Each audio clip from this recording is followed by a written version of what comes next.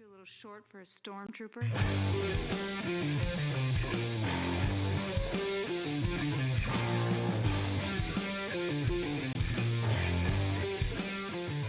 What's up, nerds? Welcome to another episode of the Multiverse Report.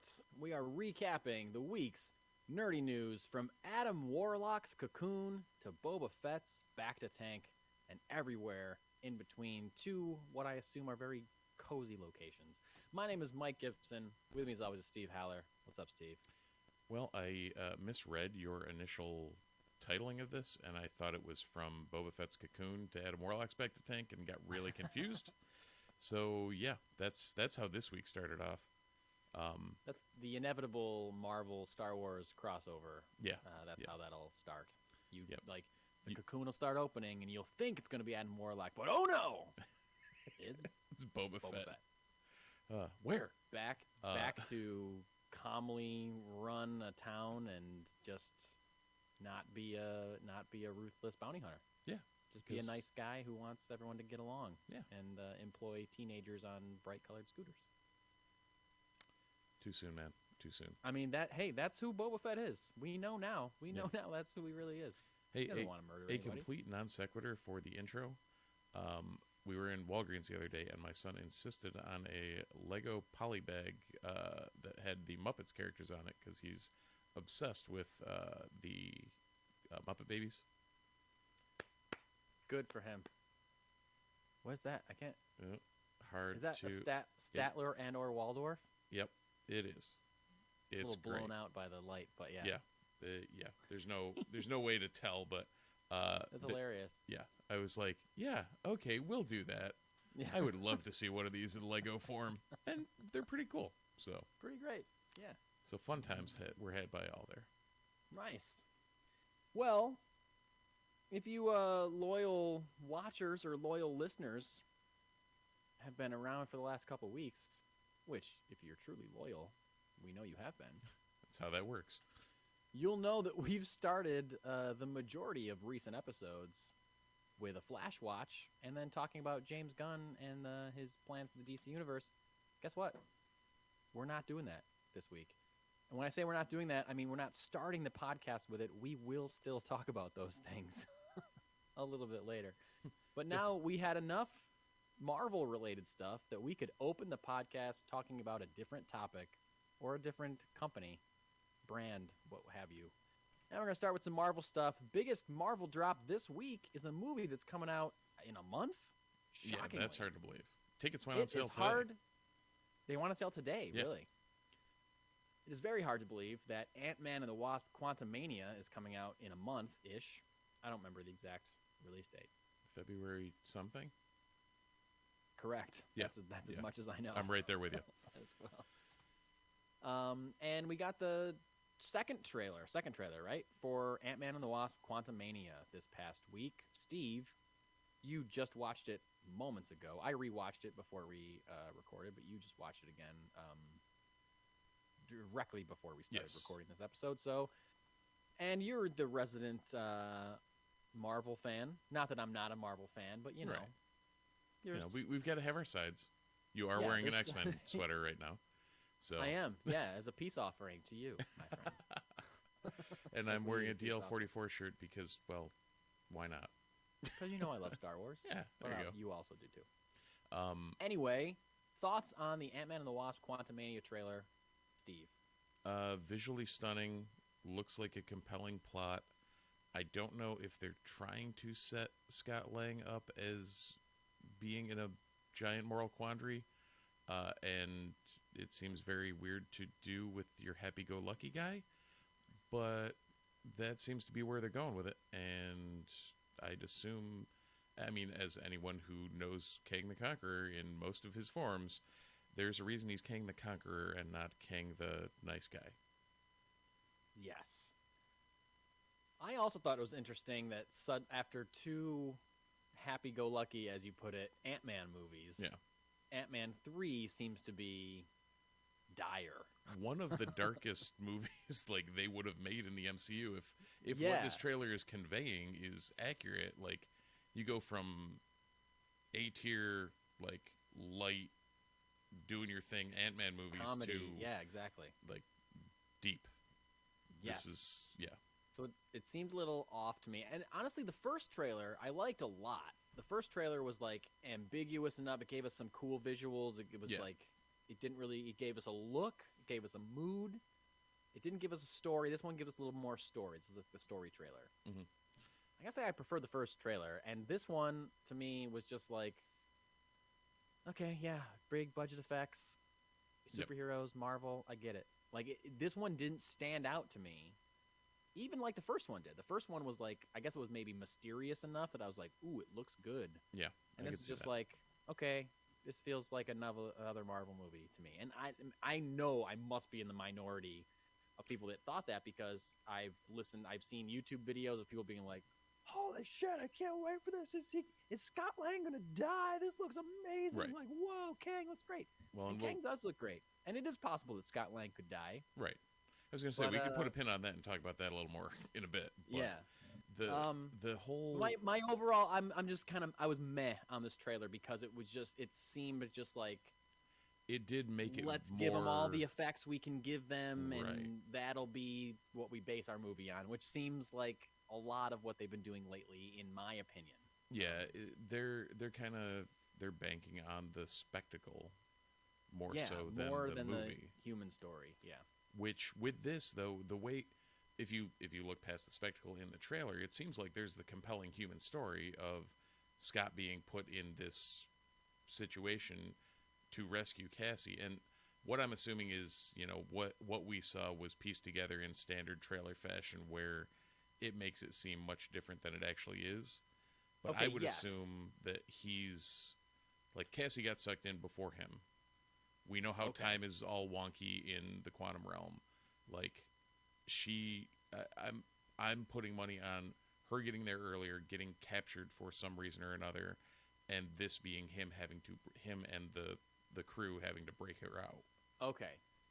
I will if that's what that is, I will like that more than what I interpreted it as. I know where you're interpreting it, and I agree. Because we'll see if you're right. What I interpreted it as is that Kang tells Ant-Man that I can give you the time back that you lost with your daughter during those 5-ish years when everyone was gone. Yeah. And he wasn't even gone. He was he was stuck in the quantum realm. He wasn't blipped. And she wasn't blipped because she grew up. So he wasn't even gone the full 5 years. He was just gone some of that time, I guess, because he was back enough to like come up with a plan with the Avengers or whatever. Mm-hmm. And it just seems like if he's saying like, yeah, let's rewind time so I can spend 5 years with my daughter growing up and not miss that. But he's doing it without like asking her if she wants to go back to be a little girl and change the course of her life. Like that seems like he should be smarter. Like I know he's the jokey guy, he's the comedic relief, but still he should be smarter than that to mess with time travel after Endgame and everything that happened in Endgame. So he should be like, that's tempting, but I've been this and I'm not going to jeopardize my daughter's past or future or mine because of this. So like so that's what I read it as. If that's what he's doing, I think that's a dumb decision from him, and that makes me not want to root for him in this movie because like, did you learn anything, you idiot? I don't like that. That's what I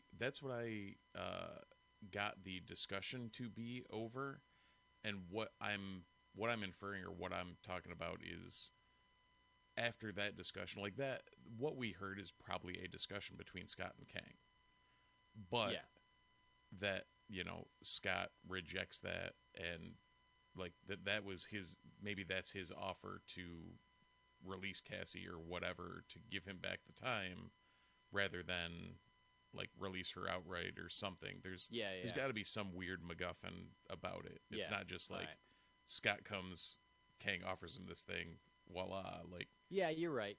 I hope that there's something. I hope that there's something else. I hope there's something else. And I do love how at the same time there's been Marvel movies in the Phase 4 where I've hoped there's something else and there hasn't been. So what you see is what you get. The I have to laugh that every one of these trailers Janet Van Dyne, Michelle Pfeiffer's whole thing is just standing there looking shocked. Yes. That is her role in these trailers, Like, apparently. yo, you have Michelle Pfeiffer in Yeah. your movie. And your whole Give her thing is something to do. Like, give her some dramatic shit to do. Right. She's good at it. I don't know if you've ever seen her in any other movie. She's Right. good at acting. You can give her something other than looking shocked at a green screen or whatever. I mean, but at the same time, both her and Michael Douglas, they're just showing up and cashing checks. Oh, I feel like 100%. at this point, like, oh sure, yeah, I'll do this. Yeah, how much you're paying me? Yes, Right. I'm there. You're throwing how many zeros at me for What do I have to this? say? I don't know anything about this larger universe, and I don't care. Right. What do you paying me? Just stand here and look shocked. I'll do it. Jonathan Majors looks great as Kang. Yes. That cannot be debated in any way. He looks great. He's a great actor. I am mostly familiar with him with his work in Lovecraft Country, and I know we've said this before, but if you are out there and you've never seen Lovecraft Country and you like a spooky, scary, almost anthology series, but still has a plot to it, I don't know. It's so cool and creepy and horrifying. Just watch Lovecraft Country. It's great. It's so good.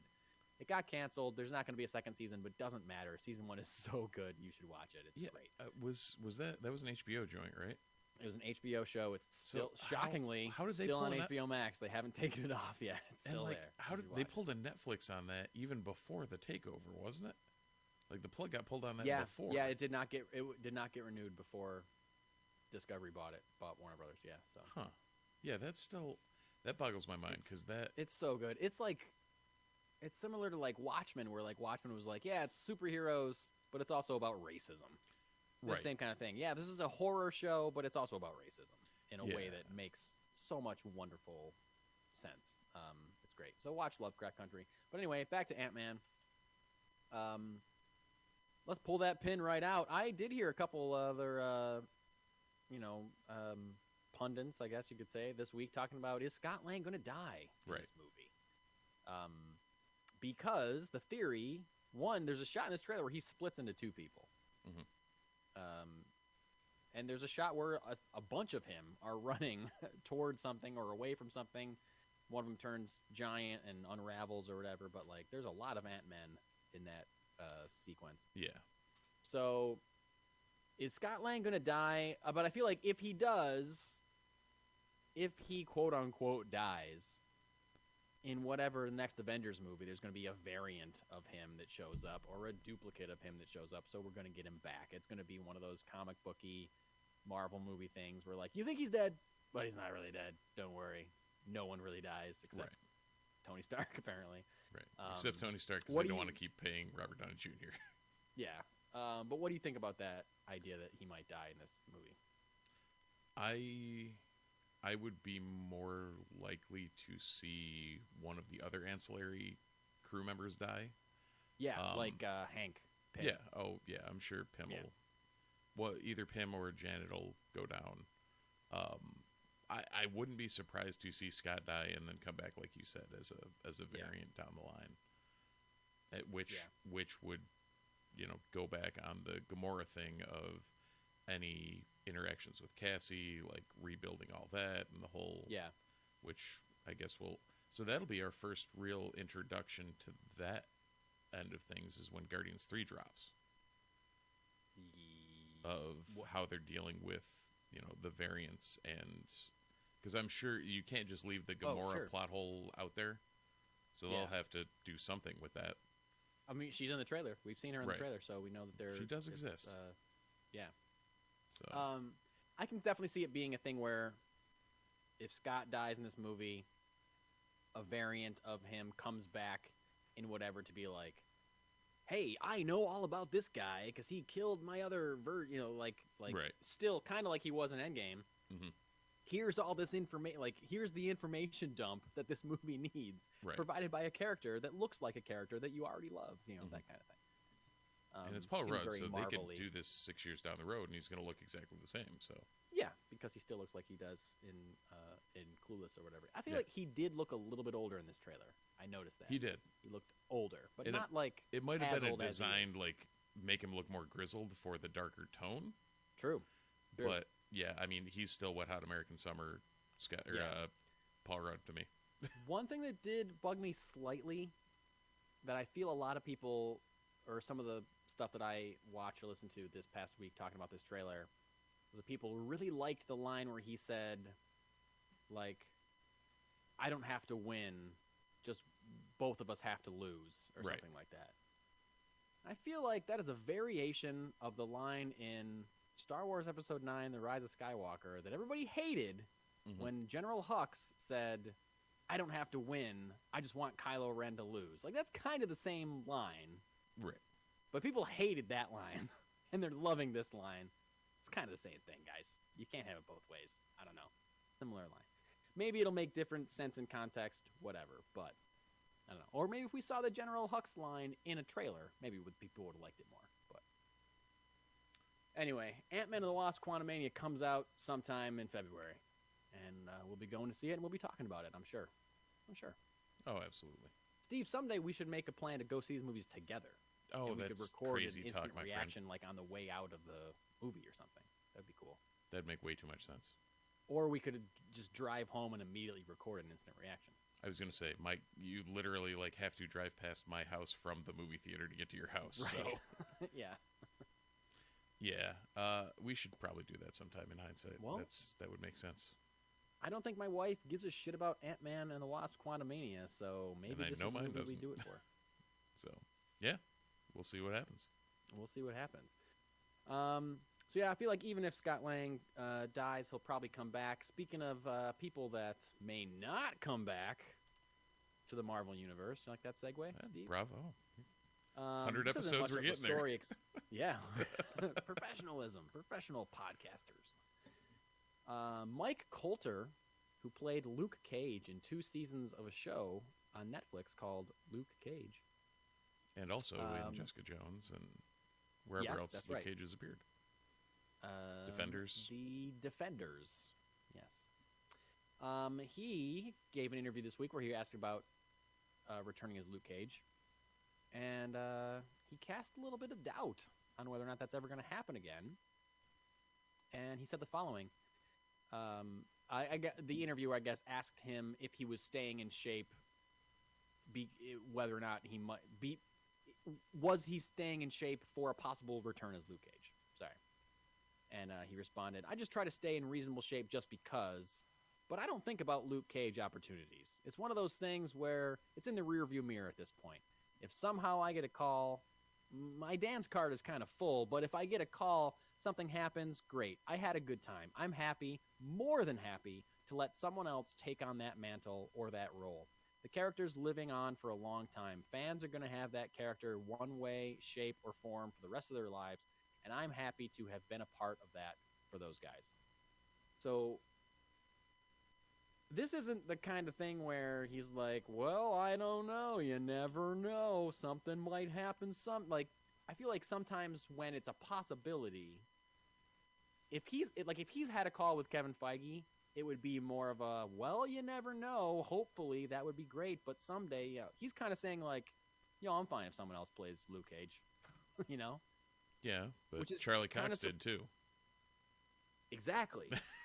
I feel like one of the last things I heard from Charlie Cox before we knew he was coming back was saying like, well, someone else can play Daredevil. That's fine. Right. And then he's back. And then he's back. But I don't know. It's kind of shocking to hear this when we know Matt Murdock, or when we know Charlie Cox is playing Matt Murdock again. Yeah. Officially.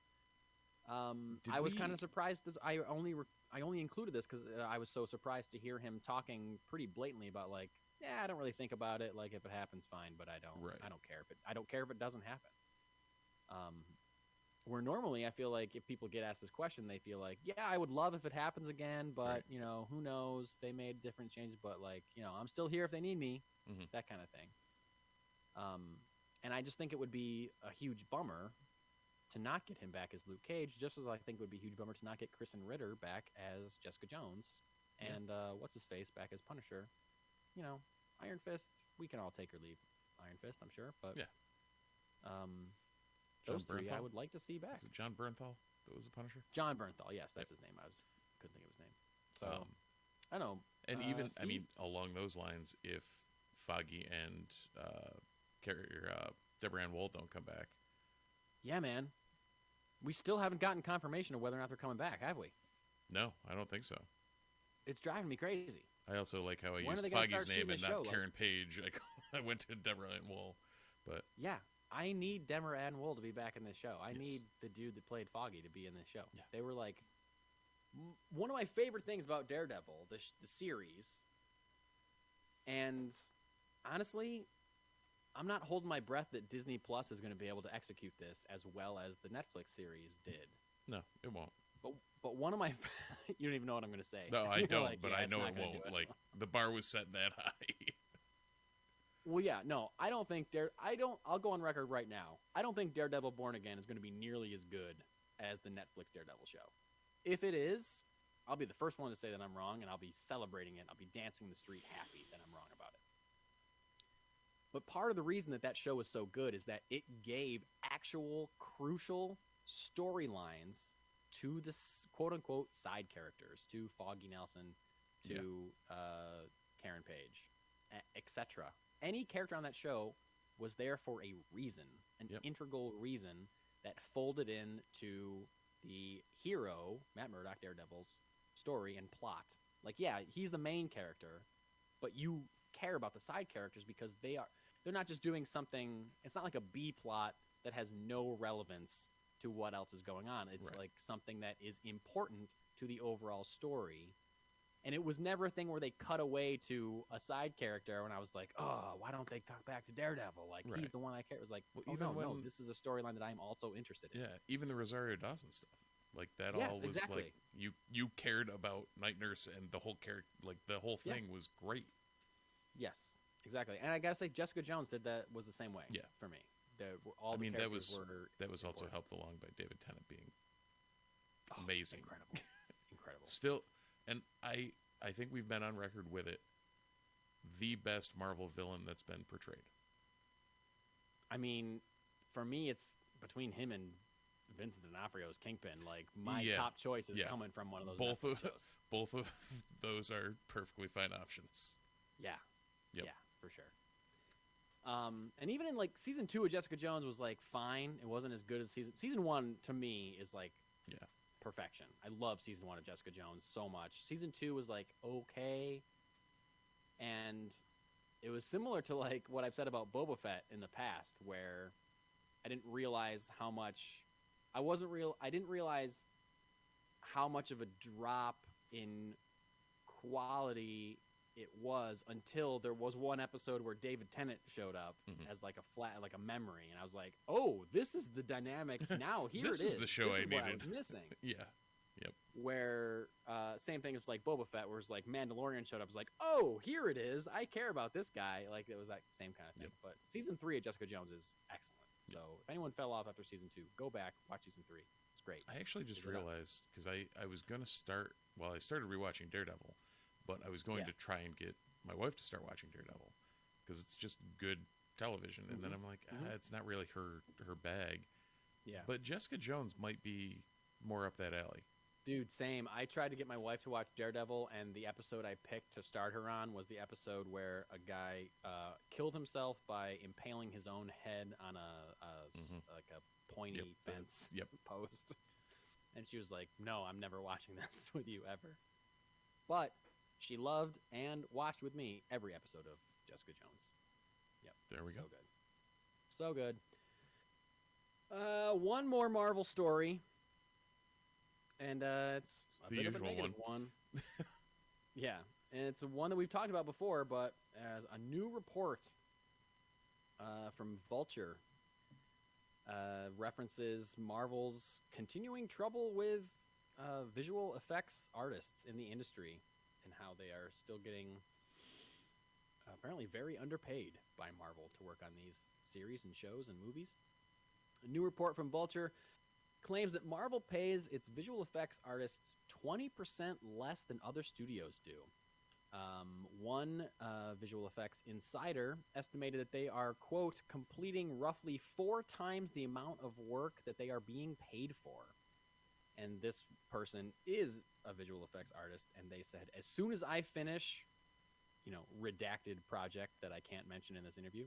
As Mhm. soon as I finish blank, I am never coming back.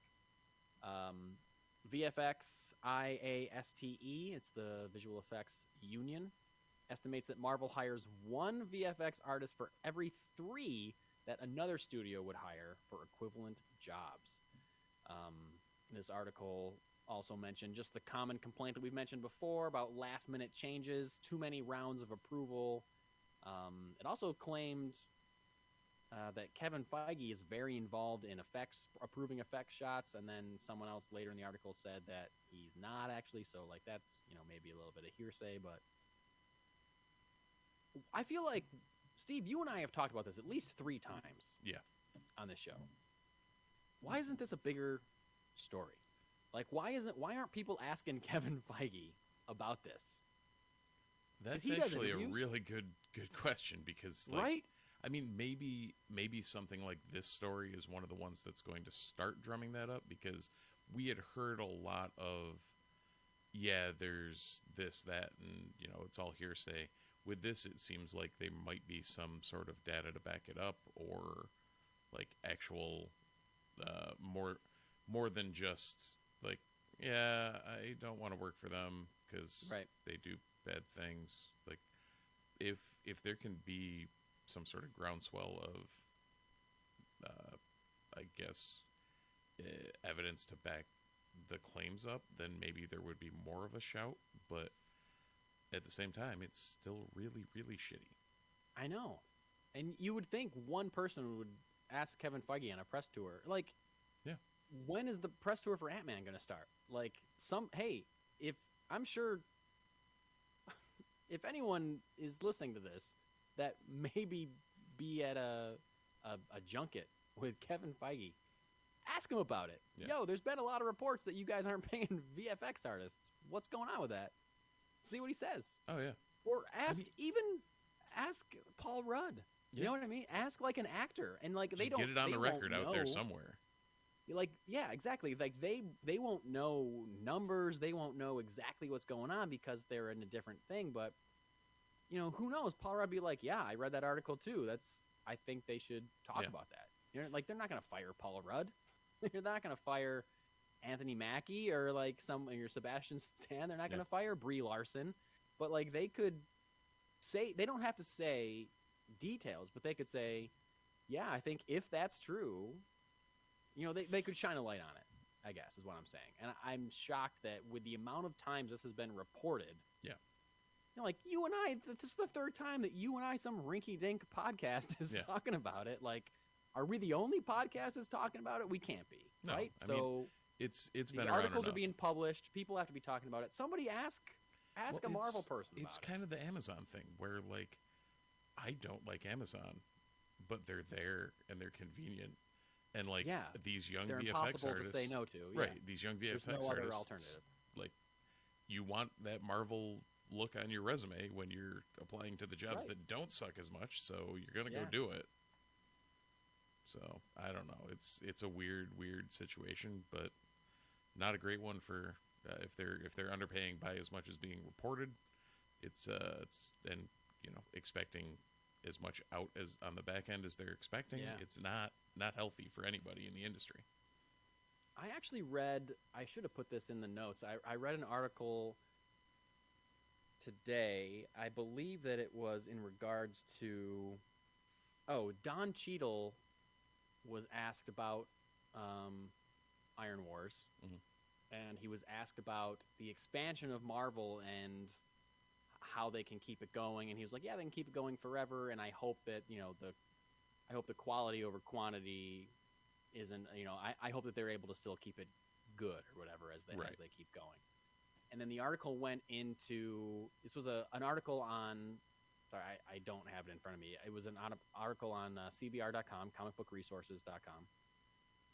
And they alluded to another report somewhere. So this is not, I don't have any report of any, a report receipts. type thing.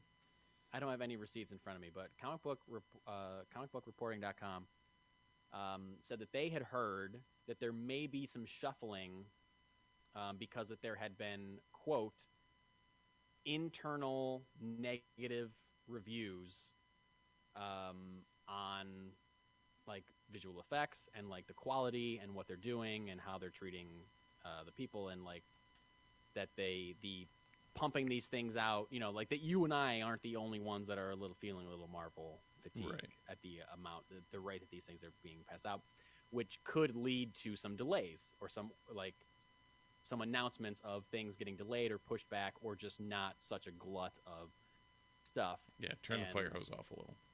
Yeah, if that's the case, I don't know. I praise that decision. Yeah, if that ends up being the case, because and it's funny how all these major corporations do this with their IP, because right now there's actually a bunch of reports out of Wizards of the Coast, who owns Magic the Gathering and Dungeons and Dragons, of things that they're doing. Like Magic, they've been ramping up the amount of product they've been putting out year over year repeatedly, and it's almost doubled in the last like 5 years or so, and they're almost into like 90s sports card territory, where they're just there's so much out there that they're just devaluing their own product. Then D&D, they're like, they put out a whole thing about shutting down the open gaming license, which was what everybody could make third-party content for. Oh wow. And it was like, you're literally not seeing the forest for the trees. Like, people are interested in D&D because of all the third-party content and the exterior support, not, you know, in spite of it. And all these large corporations, just, you get new management in. It's like, oh, we'll try and turn a quick buck instead of looking at the long term. And I think DC like, was doing that for a long time too. Yeah, like, oh, this is popular. We must put out as much as humanly possible until it's not popular anymore. Right. But guess what? When it's not popular anymore, you lose money. You get no more paycheck. And if you're not making a quality product, it's not going to be popular anymore. So, I don't know. I really hope. I know that you and I are definitely not the only ones that were meh on Phase 4. Like, I feel like I read a lot of stuff on Twitter and like social media about like, okay, Phase 4. Let's, you know, we're not the only ones with Marvel fatigue, I should say. And I really hope that they ramp it up for Phase 5. Otherwise, I feel like by the time we get to Secret Wars, it'll be like, who cares about this? Yeah. You know, like if Phase 5 is the same. If Phase 5 has the same reaction as Phase 4, then receipts are going to start really going down, I think. And it's going to be kind of embarrassing, I think, for Marvel to have announced a Phase 5 and parts of a Phase 6.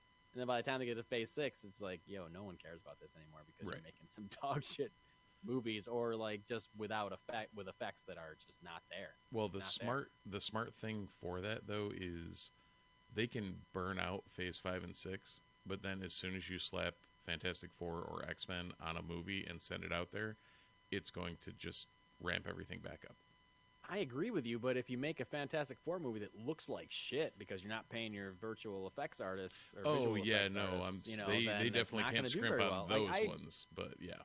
Yeah, I agree. That'll make money no matter what, but it's not going to get you the reviews. Like, hey, Batman versus Superman made a ton of money.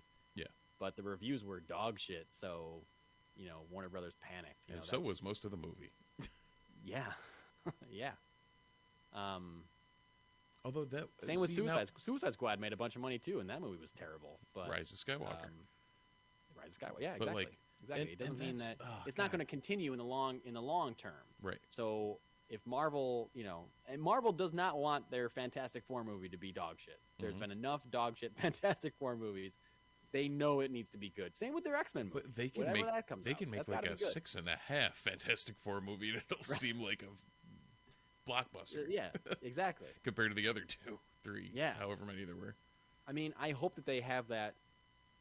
I hope that they're keeping that in mind. I hope they're like, okay, well, the effects have to be really good for Fantastic Four, but that's like, if they're like, it's like Ant-Man seems like they spent a lot of money on the visual effects, but it was like, okay, Ant-Man needs to be really good, so we can take a little bit of the budget off of Thor: Love and Thunder. Yeah. You know what I mean? Like, is that how they're playing this? Like, okay, Fantastic Four's got to be really good. So Deadpool 3, we can scale back a little bit. You know, like what are they like? Yeah, How about none where of is it? that? How about just space everything out and make everything equally Mm-hmm. visually interesting? Everything good. Who knows? And not have to put your VFX artists under deadlines that are completely unrealistic. Exactly. So Steve, I gotta say, probably maybe like five-ish years ago. When did Endgame come out? Endgame came out in 2018, 18? 19? 18? Yeah, I was thinking that too. Somewhere in there. So however many years ago that was. I remember that after Endgame came out, I saw somebody online make a following claim that at the time I believed in. I believed was possible. And they said that I think, I can't remember who said this, but I remember seeing somebody say it. I promise you. I'm not making it up. They said within the next 5 to 10 years, I can see DC overtaking Marvel at the box office. And their reasoning was, okay, they just had Endgame. They wrapped up all their big storylines. Who cares about what's coming after that? There's going to be a dip in the amount of people that are interested in this storyline when some of these main characters have been retired. And that is true. Yes. The other thing that they said, at that time, they were like, Zack Snyder's being phased out. We're getting new blood with just James Wan is making an Aquaman movie. You know, there's a Shazam. Like, all this stuff is, like, going to happen. Wonder Woman, blah, blah, blah. Like, these things are moving on. If these get off the ground and are good and Marvel starts slipping, then there could be whatever. But, like, you know, DC still fumbled the ball here or there. They ended up doing the Zack Snyder's Justice League thing that set them back with the Justice League Snyder Bros. Yep. Whatever. They still couldn't get out of their own way. I think it's possible the same could be true now where we are. We don't know what James Gunn and Peter Safran are doing. Right. And we're talking about a possible continual slide for Marvel unless they like start really, I don't know, digging in, like winning us back somehow. And I don't even know how that is. I just watched the Ant-Man trailer with my wife and she was like, I don't care about that. And I was like, I also kind of don't care about like that trailer. Like, I'm the same way. Yeah. And I also don't know what they need to do to win me back, really, besides make a movie about the X-Men or something, Right. you know, like that's what's going to suck me in. Like, I like Ant-Man, but not enough to, not in this way. Yep. So whatever. But, you know, DC stuff, I'm very into, very excited about. And if it's new and fresh and different enough and it looks really good and it doesn't look like every other Marvel movie I've ever seen, Yeah. then I feel like there's a chance that DC could become increasingly competitive. And it's not like of course, they've been competitive with Marvel at the box office. I'm not looking at numbers. They've but, been like, competitive at the box office, but they haven't been in danger of overtaking the MCU. Yeah. As a whole, I don't believe. And in all honesty, until we see anything come out of the Gunn and Safran camp, and Yes. you and I are putting a lot on that just because we know the track record. Yeah. But until we know that the rest of Warner Brothers Discovery is getting the hell out of their way, I don't even know if we can, bank anything on that. Yeah, and you want to say that they will, because like part of me is like, well, when James Gunn made the Suicide Squad, he said that Warner Brothers was like, yeah, you can do whatever you want, you can kill whoever you want, it's carte blanche, you can do what you want. But that was before Warner Brothers was bought by Discovery, so different people are in charge now, and you don't know who, like what David Zaslav is saying. You can't kill Deadshot or whatever, Right. You can't kill Harley, whatever. You don't know what he's working with, but like you said, the track record makes us believe that things will be better. And the fact that James Gunn knows how Marvel works, I think he's going to focus on like, okay, this is what they're doing. How can we be different? How can we stand out? How can we treat our visual effects artists better? Who knows? All that to be a semi-professional segue into talking about DC. And guess what? Ladies and gentlemen, theys and gays, we are starting off our DC segment with Flash Watch. Flash Watch.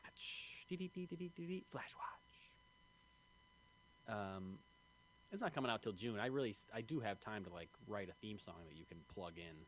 Oh right, yeah. when we do a Flash Watch. Just hit it on the soundboard and call it a day.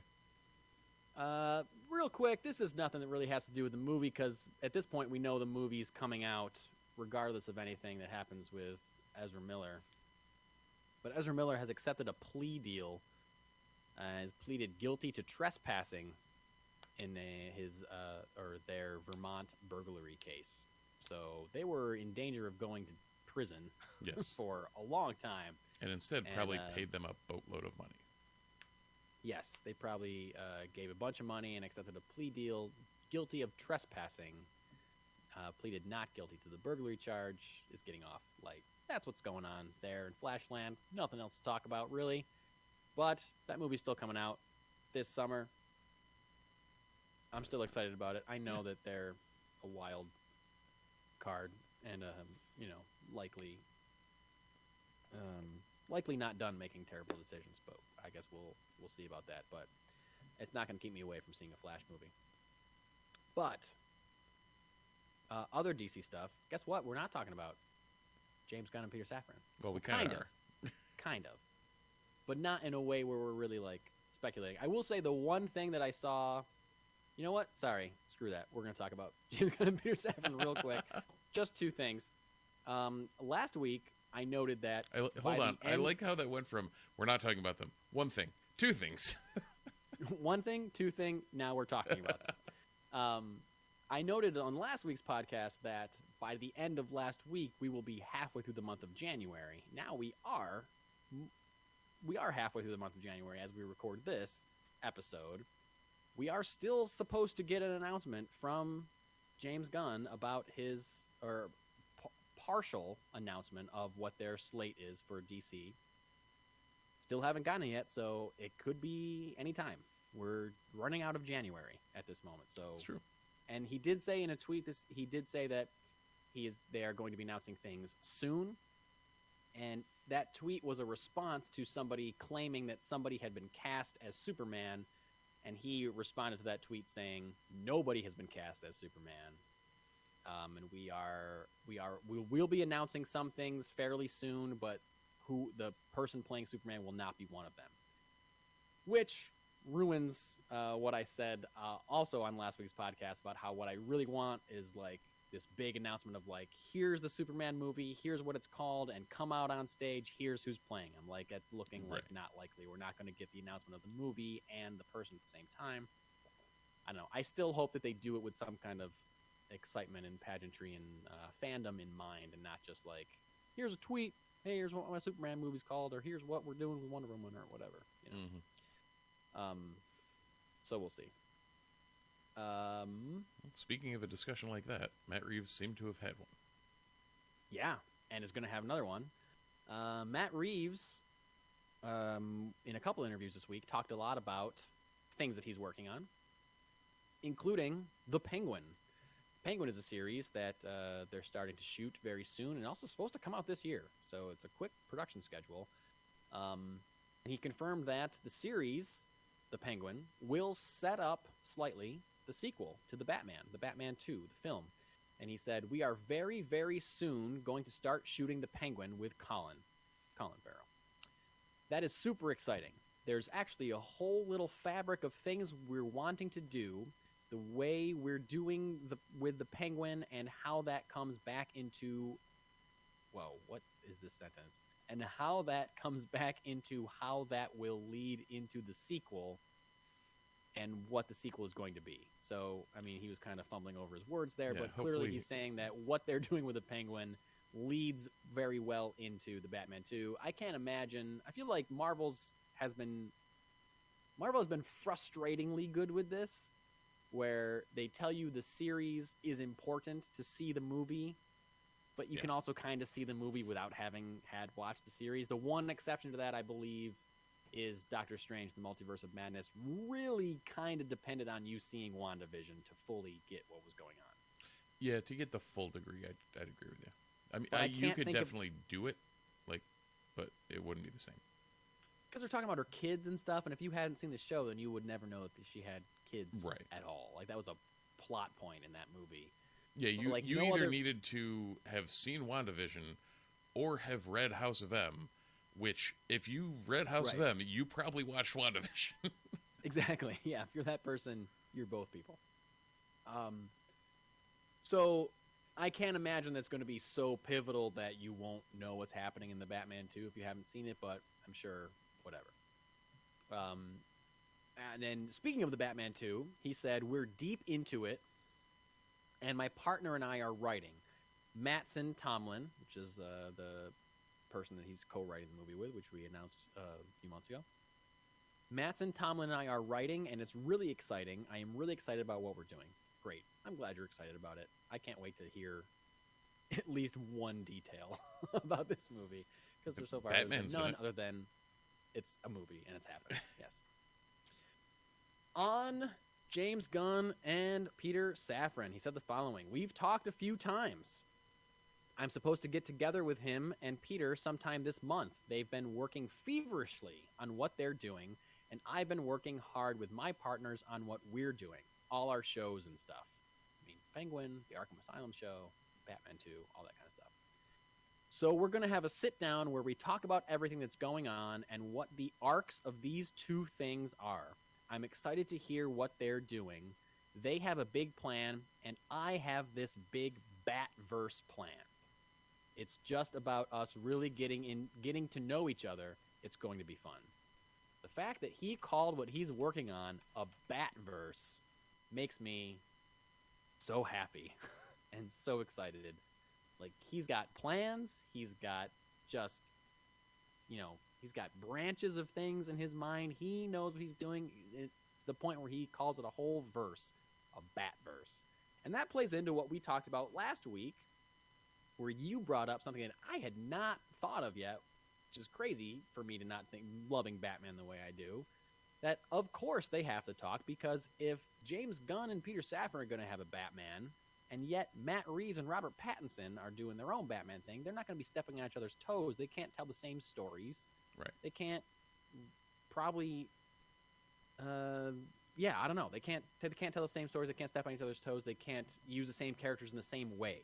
If they're using the same characters at all, maybe like a Robin, it has to be wildly different so people don't get them confused, which is why I think the Batman that ends up being the DCU Batman under James Gunn is going to be wildly different than Robert Pattinson. And I think that's smart and good and exciting, because part of the reason that I'm very excited about whatever James Gunn and Peter Safran are going to announce, whatever they're going to do.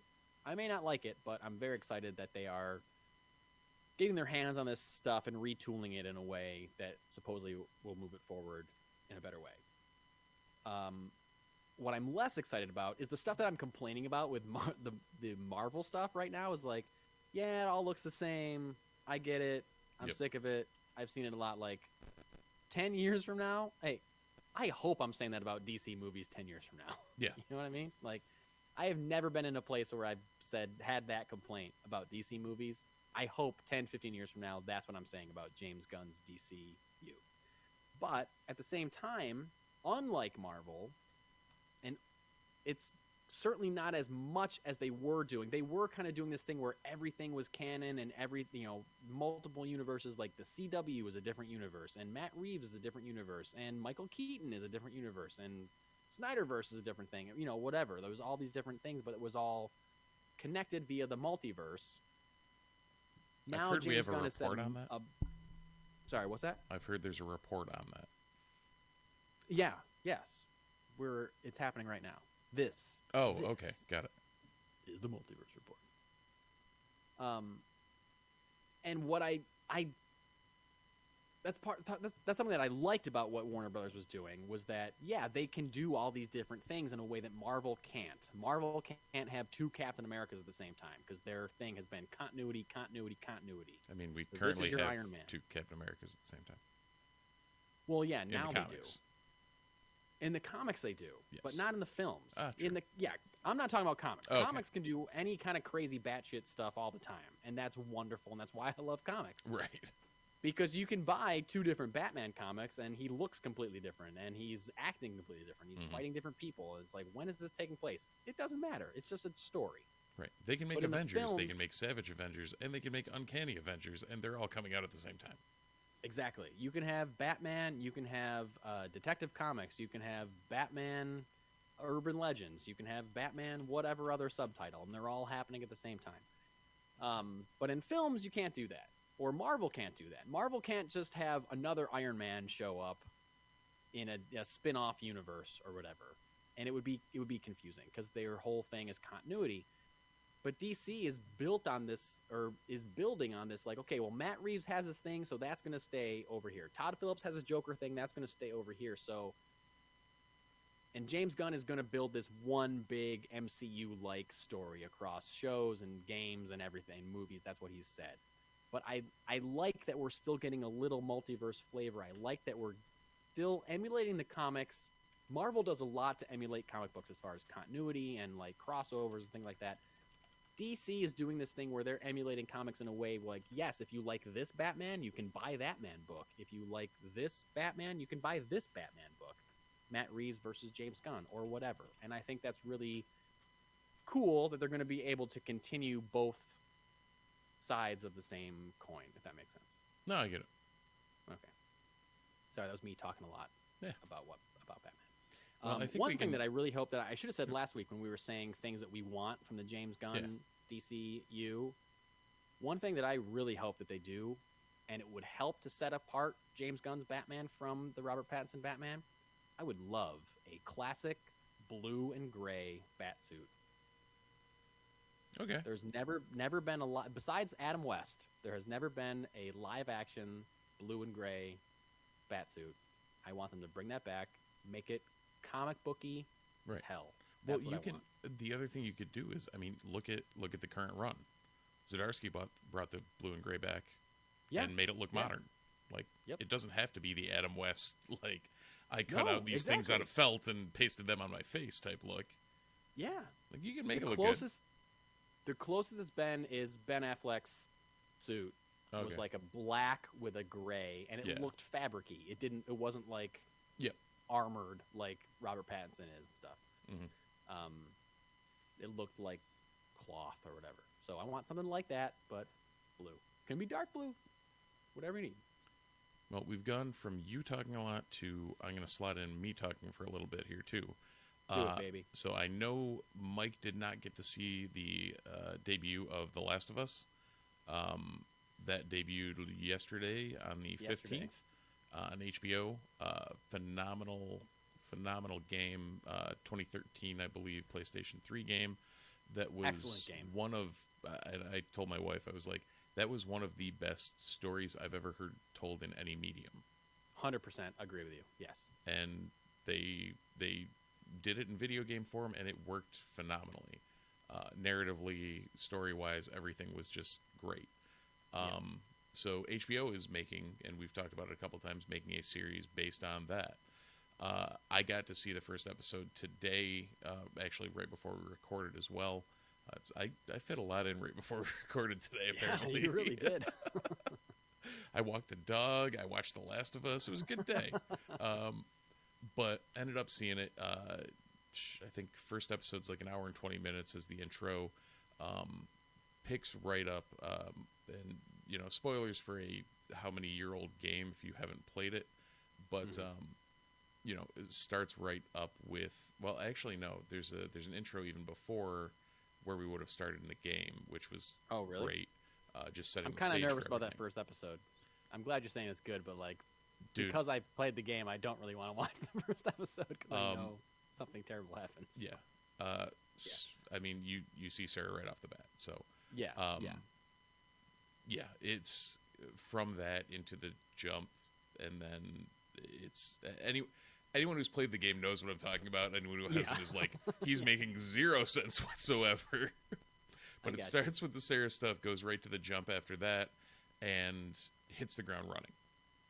And Bella Ramsey playing Ellie right off the bat feels right. Joel being portrayed by Pedro Pascal. Who's apparently having a month. Sure is. Yeah. So it was well done. It hit the right notes. It hit the right feel, and this show will not be for the faint of heart. The game was not. The game is one of the few games that have legit scared me. Yeah. So, Same. And this, it doesn't seem like it's too over the top with that, but also like I was sitting there knowing what happens. I'm still sitting there nervous watching the show. So I can, as you can imagine, that's probably a testament to the quality of it. Yeah. I have not played The Last of Us Part 2, and part of it is that the first one was like harrowing. Oh yeah. To get through, and it's I know enough about the second one to know that it continues what happens in the first one, where the first one makes you make choices that you don't want to have to make. It really does. And that was the hard part about playing it. Also, that there was times when I was terrified, and I could, if there was like a monster or something or a level like I couldn't get past, I would like give it a shot and then just like, okay, well, I'm turning it off. I'm too scared. Yeah. I'm not going to try it again. Like I died. I'll try it again tomorrow because I'm not doing it again right now. Terrifying. So I'm bringing all that into the show with me when I start the show, probably, I don't know, tomorrow, sometime this week. Very excited about it. Yeah, it's gotten critical acclaim so far as well, so it's been well received. Yes, I've heard nothing but great things about it. And speaking of critical acclaim, we are killing the segues today. Thanks, man. I really am, right? Yeah, Thank it's you. Great. We are just getting into award season, loyal listeners. And this past week, we saw both the Golden Globes and the Critics' Choice Awards. And I'm not someone that really cares too much about awards because art is subjective, and if you get upset about your favorite thing not being nominated or not winning some award, don't worry about it because it can still be your favorite thing. And just because some like room of old white dudes didn't like the thing as much as you like the thing, it's fine. It's okay. Just keep watching the thing that you like to watch. But there's been enough nerdy tangential wins in these two prominent award shows that we thought we'd mention it. And we're probably not going to mention too much more about award shows until we get to the Oscars, if something like, right, something makes a splash there. If one of these ends up winning or getting nominated for an Oscar or something, we'll see.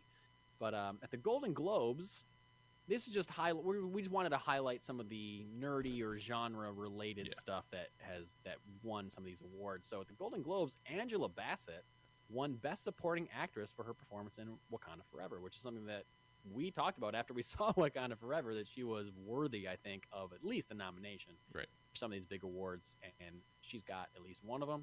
Yeah, that was the definition of very good movie. Angela Bassett was on a different plane. Yeah, she was, acting. She was as if she was in a different movie. Yeah, for sure. It was not I'm here for a Marvel movie. Was that pun intended? Because at one point she actually was on a different plane. You're right. She was. Best TV series, the Golden Globes, went to House of the Dragon. Best animated film went to Guillermo del Toro's Pinocchio, which is phenomenal. If you would like to watch that, I highly recommend it. Also, we are the Multiverse Report, as previously stated, and so I don't know. I think maybe I mentioned this. I don't know if you've seen this movie. I haven't, but you've talked about it, and enough people have told me I need to see it. It's not a superhero movie, but it's a multiverse movie. Everything, Everywhere, All at Once.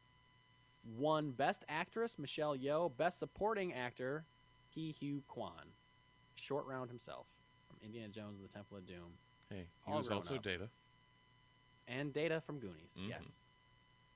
So that was really cool to see that movie winning some stuff. Critics' Choice Awards. We're about to hear some of the same stuff. Everything, Everywhere, All at Once at the Critics' Choice Awards won Best Picture, Best Director, Best Screenplay, and Best Editing. Also, Best Supporting Actor, Ke Huy Quan, Critics' Choice Award, and Golden Globe. A lot of people are saying that this movie's too... Steve, once you see this movie, you'll understand. It's wild. It's out there. It's crazy. But it's rooted on like such a personal human story that it works, and you care so much about the characters. It's wonderful. It's a wonderful film. But people are saying it's too weird to win an Oscar for Best Picture because the Oscars are voted on by a bunch of old white dudes Right. that don't watch weird shit and don't like weird shit, like whatever the Fablemans, the Steven Spielberg movie, that's going to win Best Picture, whatever, because it's safe. Right.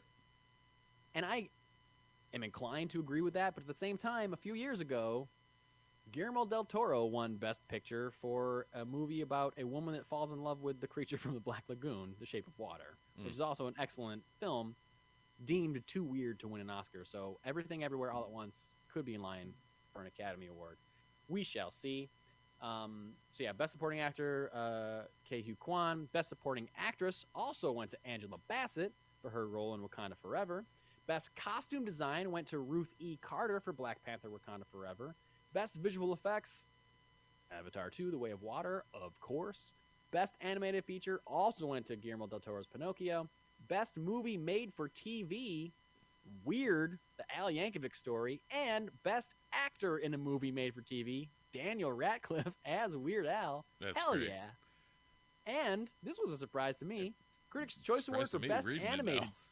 What's that? So it's a surprise to me reading it now. Yeah, Critics' Choice Award for Best Animated Series, Harley Quinn. The HBO Max series Harley Quinn. Best Animated Series at the Critics' Choice Awards. I'm telling you, if you're not watching Harley Quinn, get off your ass and watch Harley Quinn. It's great. It's great. Apparently, the Critics' Choice Awards don't go for anything safe because that's not safe. Yeah. It's not safe. Yeah.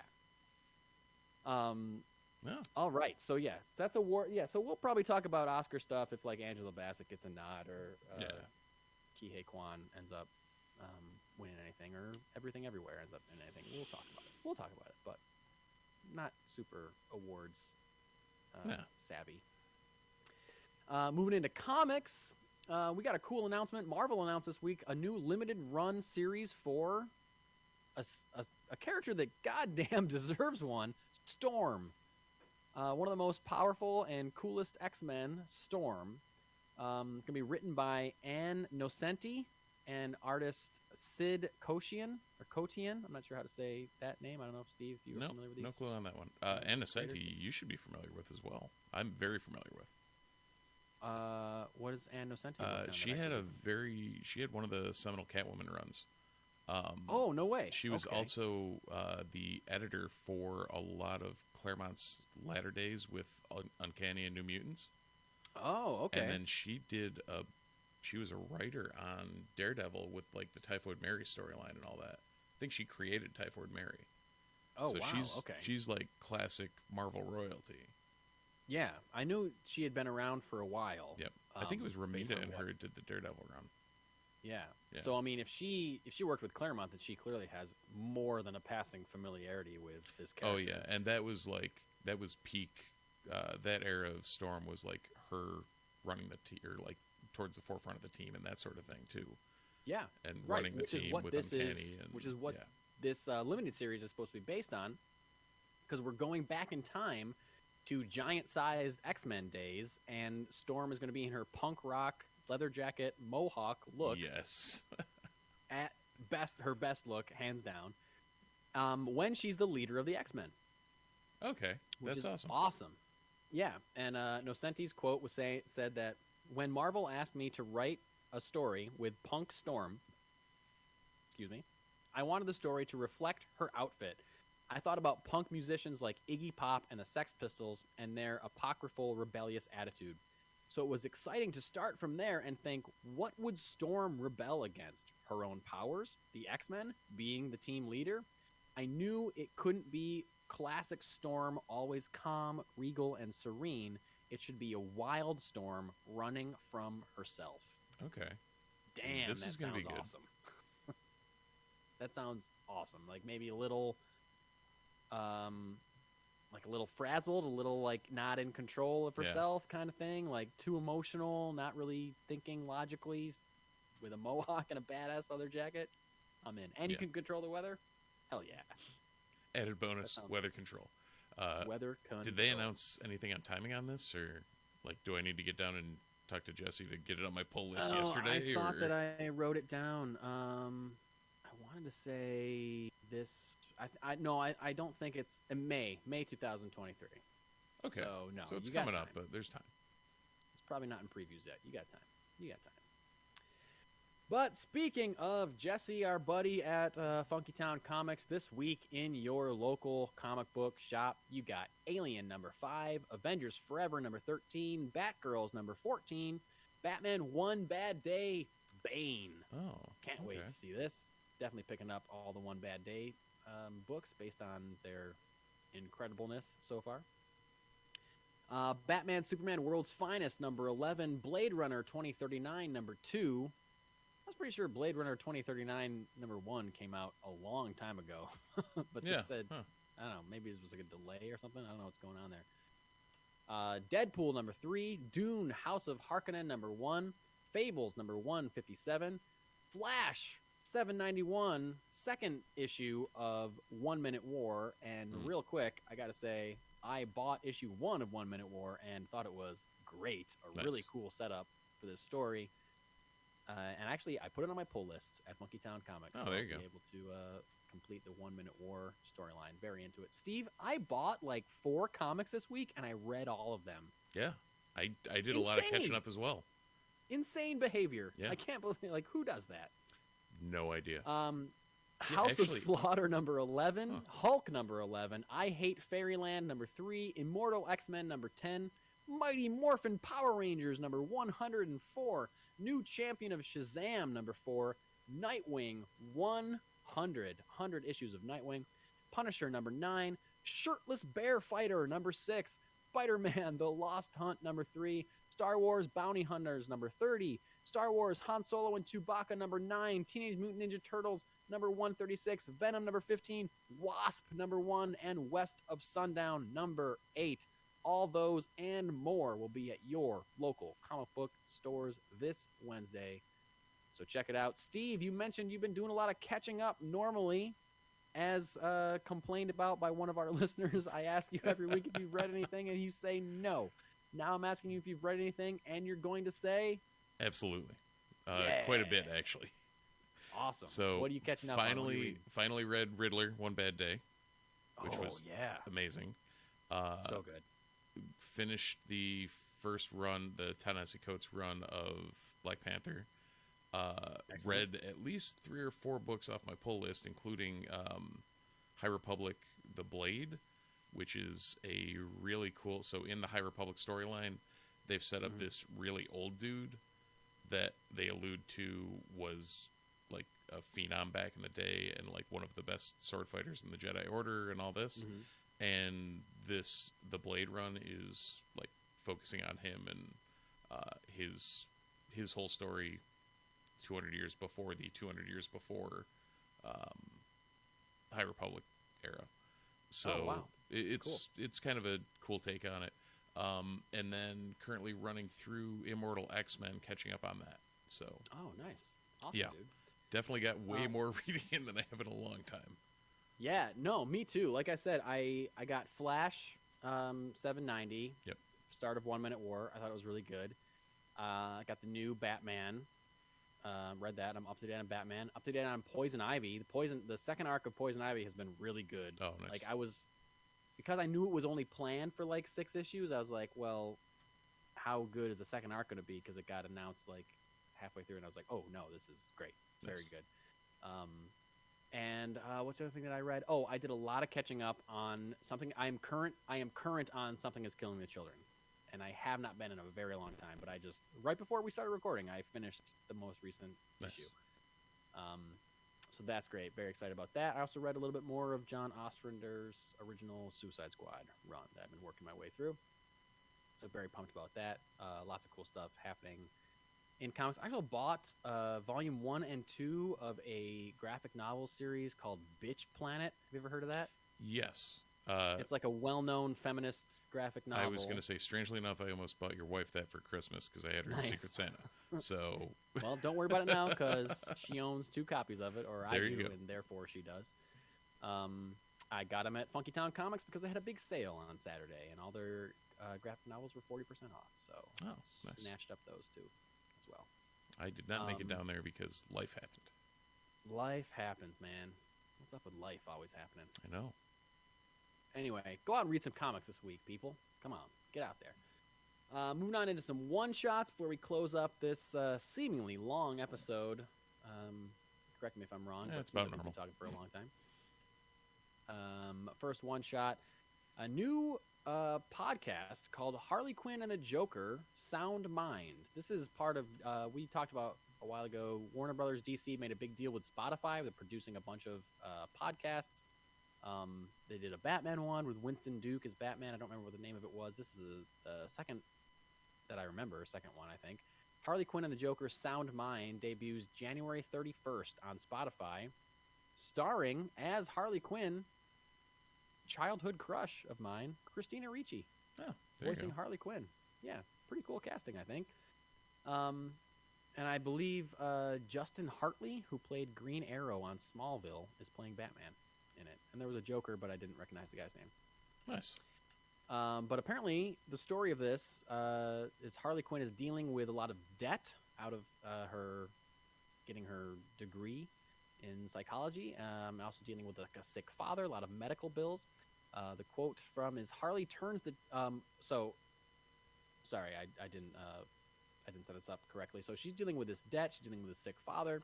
She's assigned to the Joker, and in normal canon, the Joker manipulates her and makes her, fall in love with him, and so he can use her to escape, blah, blah, blah, and that's how that whole abusive relationship starts.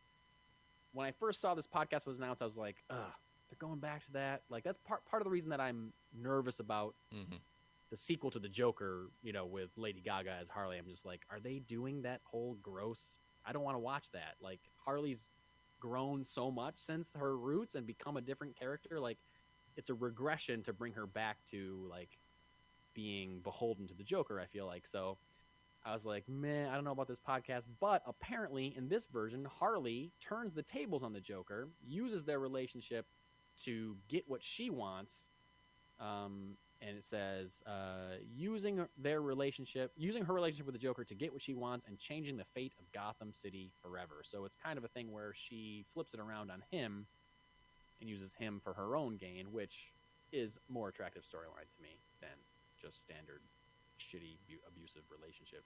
I would say, Harley yeah. and the Joker. Yeah. So look out for that, January 31st. It has been over the past, couple years. It's been very interesting to see how they take the problematic former dynamic between those two and have kind of turned it on their head here and there. Yeah, I agree. And I think anyone that wants, there's still like pockets of DC fandom that's like, they should get back together. It's like Harley and the Joker need to be like a thing. It's like, no, they don't. It's gross. It's bad. They Right. don't. Let her be with Poison Ivy, as as has been foretold. Yep. That's what we need. Stop putting her back with Joker. It's a regression for her character. Anyway, go ahead. Well, speaking of things we hope not to be a regression, because it's been very tough to adapt over the course of every Heck yeah. year.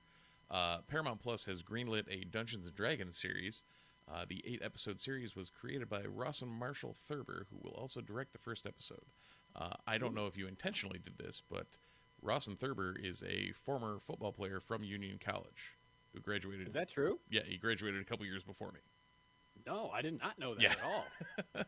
So Give him a call. See if he needs any help with Dungeons and Dragons. seriously, he wrote and directed Dodgeball and We're the Millers, and whatever the Netflix Red Notice, the Netflix one Yes. with Gal Gadot and Yep. Ryan Reynolds. And The Rock, I think, right? Yes. Wasn't The Rock Yep. in that too? Yeah. So yeah, Oh, that's awesome. yeah, small world. I thought it was cool that it wasn't like they wanted a pilot. It was like straight to series, 8 episodes. We're doing this. So like I feel like they have a lot of confidence in it. Yeah, no, seems to be. So You have played more Dungeons and Dragons than I have. You're currently DMing a game that I am my first game. Yep. I feel, as a novice, a series is a better fit for Dungeons and Dragons than a movie. Do you agree? yeah, I could see that. I mean, there's a lot more way to put meat on the bone for that and make it a little more episodic than Yeah. throw it in a 2-hour movie and see if, I mean, there's the problem with D&D always has been, outside of like since they've gone into the world of Faerun and like created in primarily 4th and 5th edition, embraced some of the older creations and made a world. There's never really been there's no plot, there's no nothing outside of all right. there's been 8 million books written in D&D and 8 million games played, 8 billion games played probably, whatever. But like, there's no central character. Right. It's not like, you know, there's no Storm isn't getting a D&D game. Like, right. There's no Bruce Wayne, right, or whatever. Yeah. So yeah, it's that. I think that's been part of the real tough adaptation issues. Yeah. So, but I think like, you know, like you get together for like one session and then you go away and then you come back for another session eventually. Like that's like the second episode. You know what I mean? Like I think what you accomplish in each session translates better for a series, I think. And like you and I, before we got the trailers or got information on the Dungeons and Dragons movie, Honor Among Thieves, I think we had a conversation about, wouldn't it be cool if the movie did some kind of meta thing where it started with people around a table starting a Dungeons and Dragons game and then morphed into the act, like then you're seeing what the game is as the show. Maybe that would, maybe they're not doing, doesn't look like they're doing that in the movie, but that would be cool if they did that for the series, I feel like. Because then you get, then you care about the people playing the game and you care about what's happening in the game itself. There's like 2 levels of some Princess Bride type stuff going on. Exactly. All right, last one shot for the night. Glenn Powell, who recently played Hangman in Top Gun Maverick, gives an update on something. I feel like, Steve, I think you and I talked about this a while ago. Once, like, it's ways familiar, back. but I forgot about it for sure. Apparently, Glenn Powell is attached to star and has co-written a Captain Planet movie. Shout out to those 90s kids out there listening who remember Captain Planet. Powell has co-written a script for Leonardo DiCaprio's production company, Appian Way Productions. Leonardo DiCaprio is clearly a huge climate activist, so it makes sense that he would be down for a Captain Planet movie. And he was asked about it recently, and he said, I think those conversations will be happening shortly. I know DiCaprio is super passionate about it. I'm super passionate about it. I think it could be great. I want that one to work. I'd love to play that superhero. So wild. I can't imagine a live action Captain Planet movie, what that would look like. No, I can't. I would definitely watch it 100%. And I think I can't tell if I would watch it because I want to see it. A really good actor, so yeah, that is true. I can't tell if I'd want to see it or if I'd have to see it just because I thought it would be that bad. That is a great clarification, and I also don't know if I would want to see it or feel that I had to. But also, I wanted to bring this up because last week we did a fan casting of the DCU, and you said Miles Teller as Hal Jordan. Mm-hmm. Apparently, this article also references that a lot of people are saying Glenn Powell as Hal Jordan. Okay. And after you and I got off the pod, stopped recording last week, you brought up the Miles Teller thing, and I was like, yeah, that'd be great. And you mentioned something about Hangman, Glenn Powell. Because that's where I initially went until... Right. Yeah. Yeah, and I said he might be a good Guy Gardner, because just based on his character in Top Gun Maverick is kind of a little bit more of an asshole.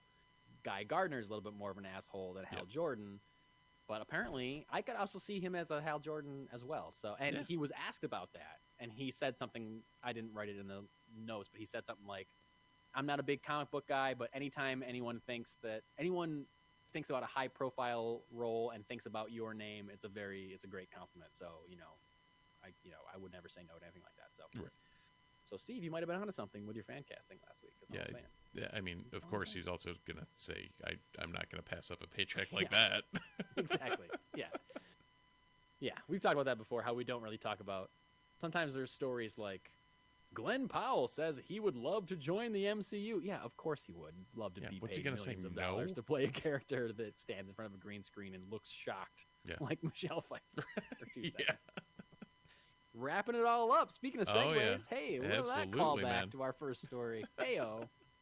That's all I got, Steve. Well, in that case, anyone who's watching, feel free to like, subscribe, leave us a review in whatever medium you possibly can. It's always appreciated. Beyond that, feel free to reach out to us, themultiverseport@gmail.com, themultiverseport.com. Find us on all the socials at The Multiverse Report. Figure it out, and we'll talk to you there. Figure it out. Also, I want to give a shout out to YouTube because our most recent episode on YouTube got way more views than it ever has. Not that it's even an astronomical amount of views, but we always feel like more people listen to it as a podcast than actually watch it on YouTube. But our most recent YouTube video... we may be wrong. Yeah, we could be wrong, I guess. Yeah, I don't know. There's a lot of views on our most recent YouTube video. So if you're watching us on YouTube, thank you so much. Please like and subscribe. Thumbs up that video. Tell your friends about it. That'd be great. We are approaching 100 episodes. I'm not sure where we are as far as this taping goes. And we didn't mention this, but if you want to hear us instantly react to the most recent Mandalorian Season 3 trailer, that should be in your feed as well. In your podcast feed or also on YouTube. So check those things out. And anything else, Steve? Did I forget anything? No, I think that's it. Okay, well, in that case then, until next time, thanks for watching. Thanks for listening. And we'll see you in the multiverse.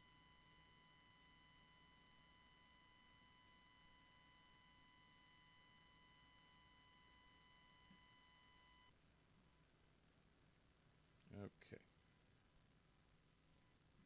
That felt long. I can tell you in a minute. Not in like a dragging on way, but just